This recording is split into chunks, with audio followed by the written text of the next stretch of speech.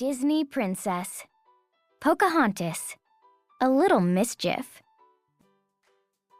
Pocahontas was the daughter of the chief of the Powhatan tribe. She knew the woods better than anyone, and she was a friend to the animals that lived around her village, like her hummingbird companion, Flit.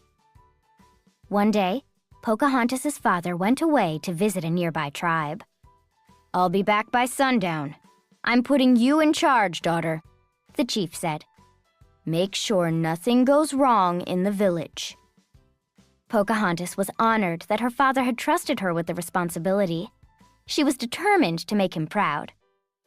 The rest of the morning, Pocahontas was busy in the village.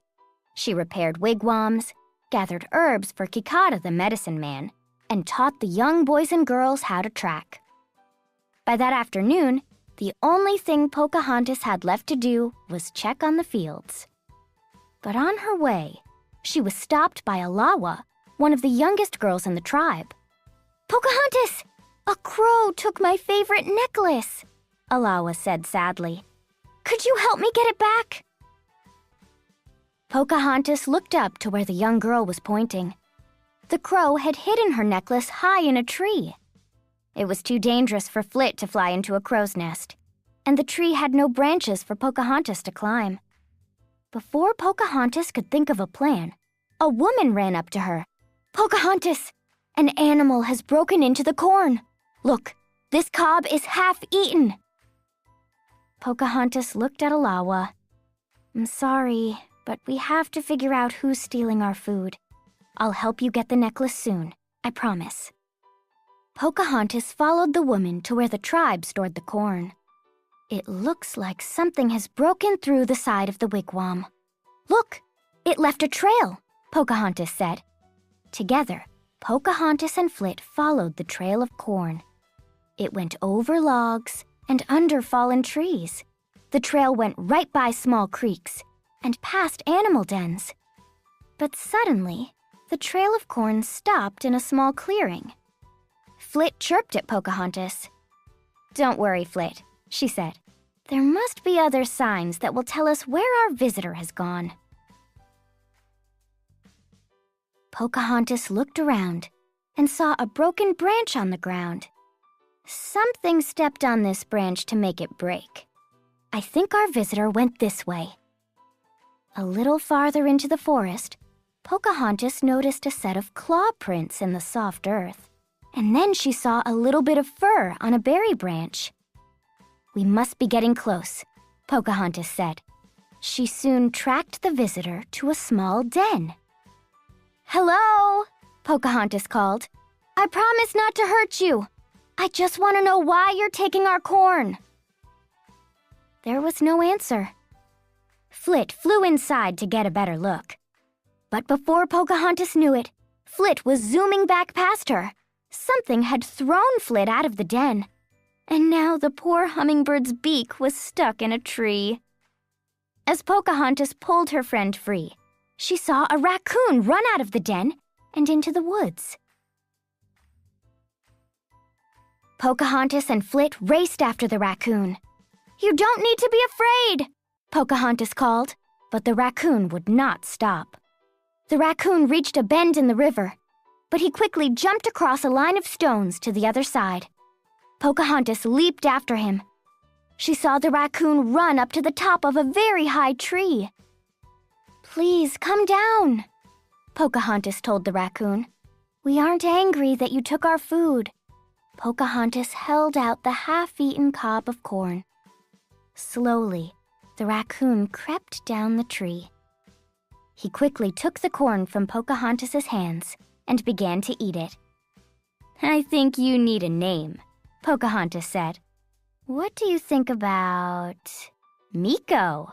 It means little mischief. Can I call you Miko?" The raccoon looked up from the corn and nodded happily. Pocahontas looked up at the tall tree that Miko had just climbed. She had an idea, but first they had to go back toward the village. Pocahontas gestured for Miko to follow her, but Miko looked worried. "It will be all right," Pocahontas said. "I know that you were just hungry, and you didn't know it was wrong to take the corn. But I think I know a way that you can help us out." They walked together until they reached the bottom of the large tree with the crow's nest. "Do you think you can get the necklace back for us, Miko?" she asked. Miko nodded. He'd be glad to help. Miko quickly ran up the tree. Then he stretched his paw over the edge of the nest and felt around until he found the necklace. Miko held it up for Pocahontas to see. "Good job, Miko," Pocahontas called. "Now come down, carefully." As Miko began to make his way back down to the ground, Pocahontas heard the cry of an angry crow. The crow swooped toward Miko. He wanted his necklace back. "Hurry!" Pocahontas called. She was too far away to help. Miko ran down the tree, and just before the crow was about to catch him, the raccoon leaped right into Pocahontas' arms. He was safe. "You did it, Miko!" Pocahontas said. The new friends went into the village to find Alawa. When she saw Pocahontas, the girl ran over, excited. "Did you get my necklace, Pocahontas?" she asked. "I had some help from my friend here," Pocahontas said. Shyly, Miko held out Alawa's necklace. "Oh, thank you!" she cried. She grabbed Miko and gave him a big hug. As the sun began to set, Pocahontas saw her father's canoe pull up to the shore. She ran to greet him, with Miko following close behind. "How did you fare today, daughter?" he asked.